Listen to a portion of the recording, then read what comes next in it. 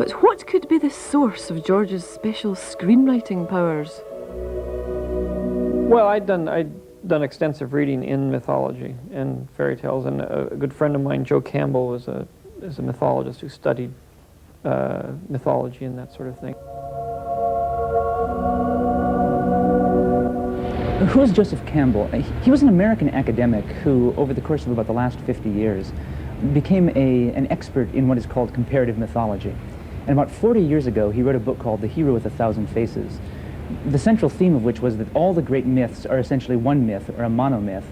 And in that monomyth, there are certain patterns that are followed over and over again. Those patterns keep cropping up in everything from Buddha to Little Red Riding Hood, and they mirror the fundamental challenges we face in our own lives. We all subconsciously identify with the reluctant hero's fight against the odds, which echoes everyone's uncomfortable experience of leaving the protection of the family home for the big bad world, while the monsters of myth are really our fears of failure and death. Backtracking the nursemaid's trail, I'll find where she hid the baby. Ah, General Kale at last.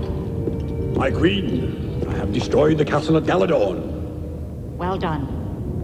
But now I have another task for you.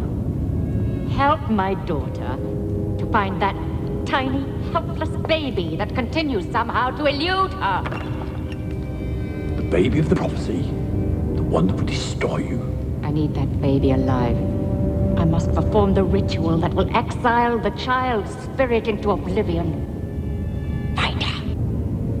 About 10 or 15 years ago, George Lucas discovered the book and used it as the basis for his film Star Wars. And what he did in that film was basically take the patterns of myth that Campbell uncovered and tried to apply them to a narrative of his own. And of course the movie was an incredible success, and the rest is history. Let him go. Stay on the leader. I can't hold him!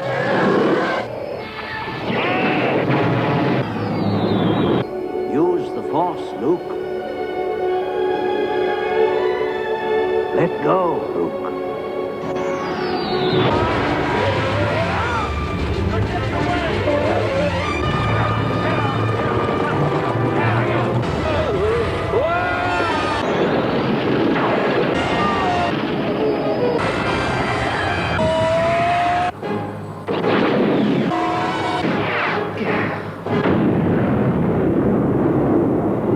Willow very much follows the pattern of Star Wars or many other films, where you actually have an implausible hero at the beginning, called out of ordinary life.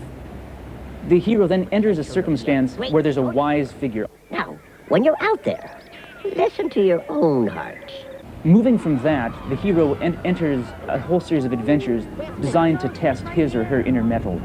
Take that in there, quick.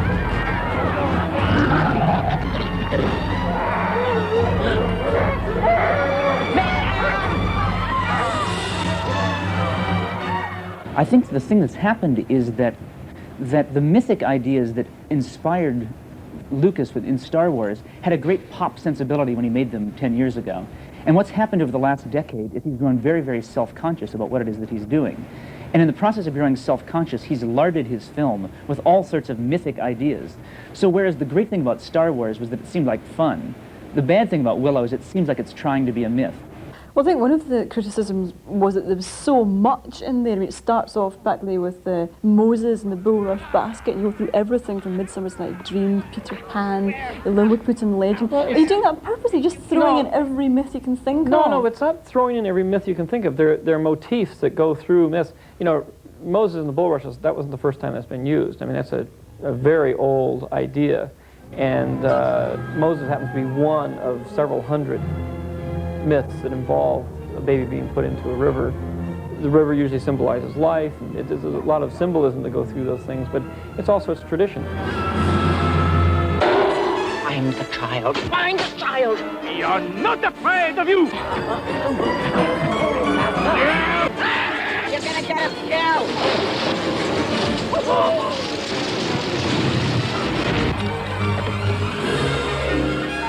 Hero with a Thousand Faces has become influential because it seems to work. what Hollywood discovered was that you could actually take many of the biggest hit movies of the last few years and find the underlying mythic patterns that Campbell had discussed. And what that made them think was that perhaps that Campbell's book was the key to all successful narrative.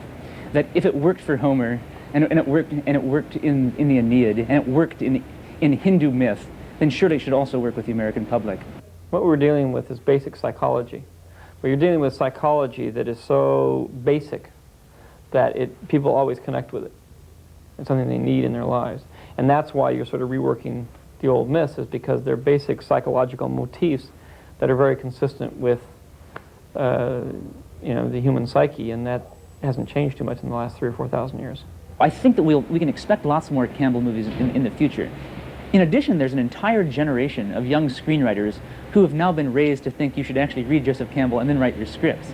I mean, what's so interesting about this, and I think probably the most important cultural point here, is that Hollywood is always looking for the thing that will let it control the audience.